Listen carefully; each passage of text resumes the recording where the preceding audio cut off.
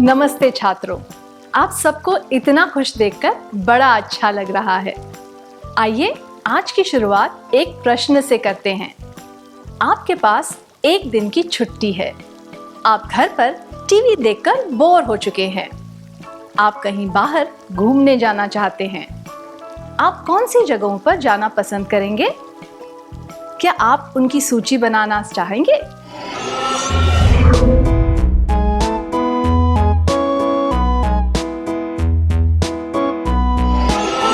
सूची बनाने के लिए धन्यवाद। क्या हम देखें कि सूची में किन जगहों के नाम हैं? हमारे पास जितना समय हो उसके अनुसार हम इनमें से किसी भी जगह पर जा सकते हैं। सड़क, बगीचा, सिनेमाघर, होटल, खेल का मैदान, चिड़ियाघर, पुस्तकालय। अच्छा, तो हम इन जगहों पर जाना क्यों पसंद करते हैं? इन जगहों का क्या उद्देश्य होता है? सही कहा, ये सब सार्वजनिक स्थान है जहां लोग मनोरंजन के लिए, समय बिताने के लिए या फिर कुछ पढ़ने के लिए जाते हैं। अब मैं आपको कुछ जगहों की तस्वीर दिखाऊंगी और आपको बताना है कि आप कहां जाना पसंद करेंगे, जगह ए में या जगह बी में। आप सभी जगह ए में जाना पसंद करेंगे। क्या आप में से 2 लोग स्वेच्छा से आकर बता सकते हैं कि आप वहां जाना क्यों पसंद करेंगे?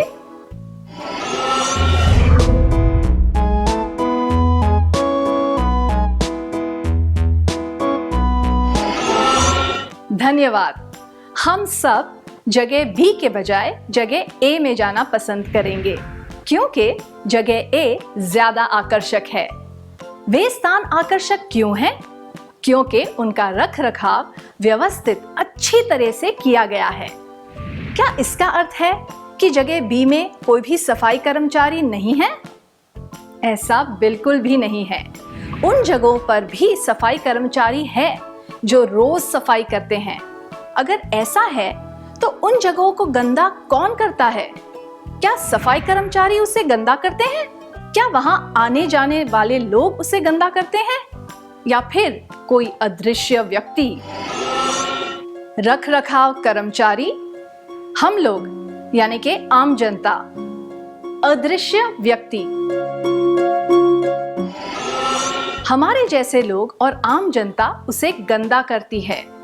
अगर हम उन जगहों को साफ सुथरा बनाना चाहते हैं तो हमें क्या करना चाहिए? क्या कुछ ऐसी चीजें हैं जो हम व्यक्तिगत तौर पर कर सकते हैं? जी हाँ, पहले के कुछ सत्रों में हमने कुछ लक्षणों और अच्छी आदतों के बारे में बातें की है। अब हम सार्वजनिक जगहों में शिष्टाचार के बारे में बातें करेंगे और यह देखेंगे कि हम इन जगहों को जाने लायक बनाने के लिए क्या कर सकते हैं। वह कौन सी जगह है जहां हम अपने रिश्तेदारों के साथ रहते हैं और उसे अपना कहते हैं? सही कहा, वह हमारा घर है। हम अपने घर को व्यवस्थित कैसे रखते हैं? बिल्कुल सही, हम घर से धूल मिट्टी और कचरा हटाते हैं, झाड़ू पोछा लगाते हैं और कहीं भी पानी बहने या रुकने नहीं देते। हम सारी चीजों को उनके सही स्थान पर रखते हैं, किताबों को ठीक से जमाते हैं, रसोई के बर्तनों को सही जगह पर रखते हैं, तकिए और चादरों को पलंग पर समेट कर रखते हैं।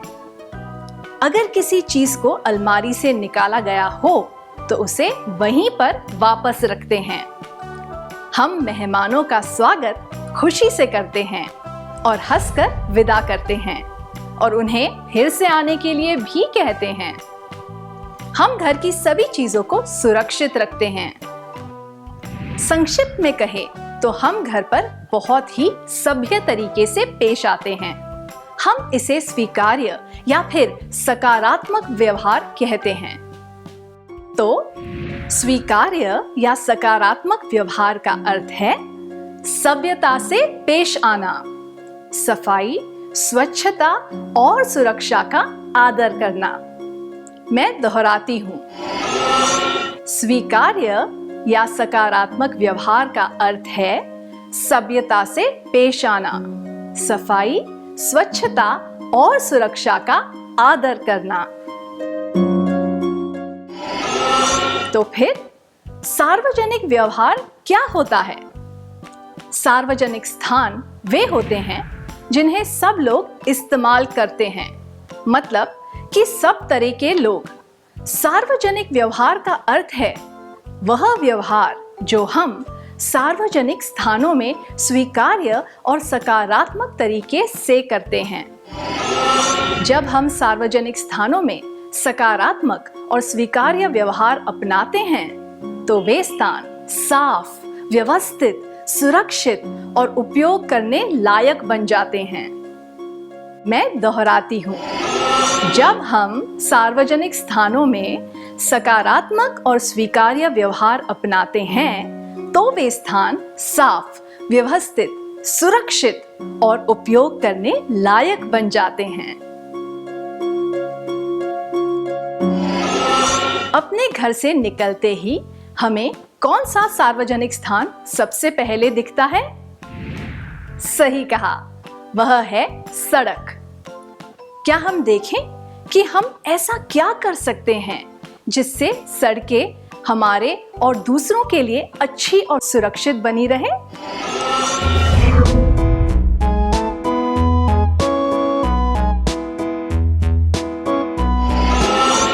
बहुत बढ़िया, धन्यवाद। क्या हम इन बातों पर नजर डालें? सुव्यवस्था और सुरक्षा भीड़भाड़ वाली सड़कों पर केवल ज़ीब्रा क्रॉसिंग अथवा भूमिगत पैदल मार्ग को इस्तेमाल करके ही सड़क पार करें। यातायात के नियमों का पालन करें। भीड़ वाली जगहों पर तेज रफ्तार से गाड़ी ना चलाएं। सफाई और स्वच्छता कहीं भी ना थूकें और ना ही कचरा फेंकें। सार्वजनिक स्थान पर खुले में पेशाब या शौच ना करें। शिष्टता, दीवारों को गंदा करना, उन पर लिखना, ऐसे काम ना करें। बच्चों, बुजुर्गों और विकलांग व्यक्तियों की मदद करें। सार्वजनिक सड़कों और गलियों में जिन बातों को ध्यान रखना चाहिए उनकी सूची बनाने के लिए धन्यवाद।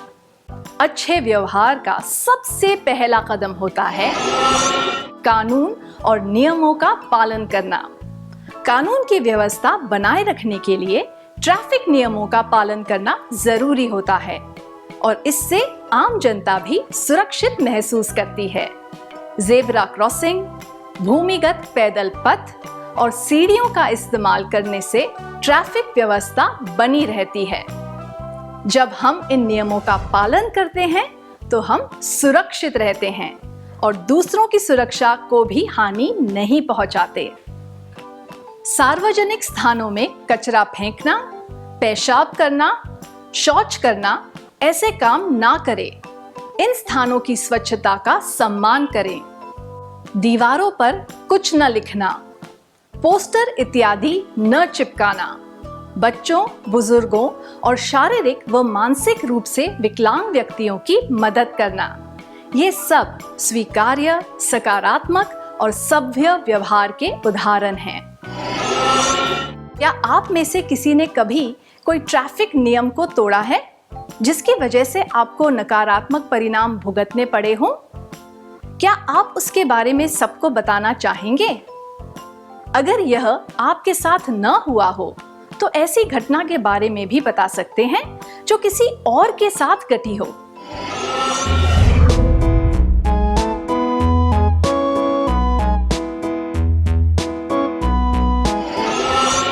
अपने अनुभवों के बारे में बताने के लिए शुक्रिया। अगर हम ट्रैफिक के नियम तोड़ेंगे तो हमारी सुरक्षा पर भी सवाल उठेगा। इसलिए ट्रैफिक के नियमों का पालन करके और सार्वजनिक स्थानों पर उचित व्यवहार करके हमें शिष्टता दर्शानी चाहिए। मैं दोहराती हूँ, ट्रैफिक के नियमों का पालन करके और सार्वजनिक स्थानों पर उचित व्यवहार करके हमें शिष्टता दर्शानी चाहिए।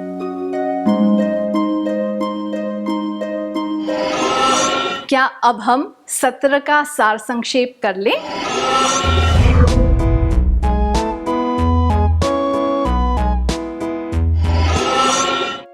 स्वीकार्य या सकारात्मक व्यवहार का अर्थ है सभ्यता से पेश आना, सफाई, स्वच्छता और सुरक्षा का आदर करना। जब हम सार्वजनिक स्थानों में सकारात्मक और स्वीकार्य व्यवहार अपनाते हैं तो वे स्थान साफ, व्यवस्थित, सुरक्षित और उपयोग करने लायक बन जाते हैं। ट्रैफिक के नियमों का पालन करके और सार्वजनिक स्थानों पर उचित व्यवहार करके हमें शिष्टता दर्शानी चाहिए।